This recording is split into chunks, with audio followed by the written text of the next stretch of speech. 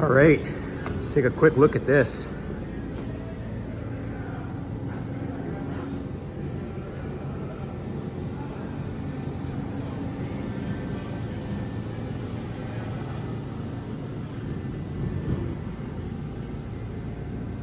I'm here on a Saturday. It's been really cold the last few days. I've been pushing the insulation guys hard. They got all the prep work done. They're in the basement getting ready to spray foam, so I gotta get out of here. But I just wanna show you this really quick. This is called a bib system. So we're using a company called Thermal Seal Insulation. They've been around for like 30 years. They're the best in the business for this. This is a bib system. So what they do is they staple this mesh to the walls. They poke their wand in and they fill the cavities with blown in insulation. Everything gets filled up perfectly, nice and sealed, and then they come back and vapor barrier it after.